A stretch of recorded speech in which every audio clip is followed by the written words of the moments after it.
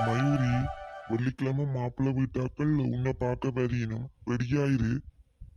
நான் வீட்டை நிக்க மாட்டேன், நீங்க வலிக்கிட்டு நில்லுங்க. அதையும் பார்ப்போம்.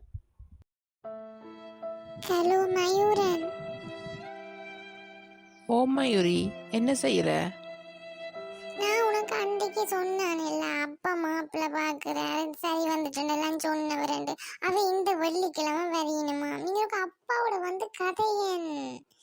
நான் கதைக்கிறேன் பேசாம இருக்கிற. நீ ஏன் டென்ஷன் ஆகுற? நீ வெள்ளிக்கிழமை வெளிக்கிட்டு நில்லு. நான் கொழும்பில் அலுவலாக நிற்கிறேன். திங்கள் அப்படி வந்து நான் கதைப்பேன் கூட அப்பாவோட. வெள்ளிக்கிழமை நீ சமாளி, சரியா? கொழும்புல நிக்கிறியா? நான் என்னண்டு சமாளிக்கிறது? சமாளியண்டா. என்ன தெரியும், நான் மாப்பிள்ளைய பார்த்துட்டு எனக்கு விருப்பம் இல்லை அப்படின்னு சொல்ல போறேன். ஓ, மாப்பிள்ளையை பார்த்துட்டு நீ எனக்கு பிடிக்கலையென்று சொல்லு. அதுக்கப்புறம் நான் வந்து திங்கள் அப்படி வந்து நான் கதைக்கிறேன், யோசிக்காது, சரியா? சரி, பாய். உங்க 2 பேர்த்துக்கும் இஃப்தாருக்கு செஞ்சுக்கிட்டு பலகாரம் கொண்டு வந்தேன். இந்தாங்க, 2 பேரும் சாப்பிடுங்க. ஐ, வட்டில பூ இருக்குது. தேங்க்யூ நிலுஃபா.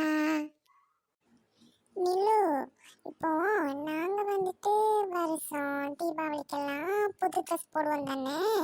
அது மாதிரி நீங்களும் ரம்லானுக்கு புது ட்ரெஸ் எல்லாம் போடுவீங்களா?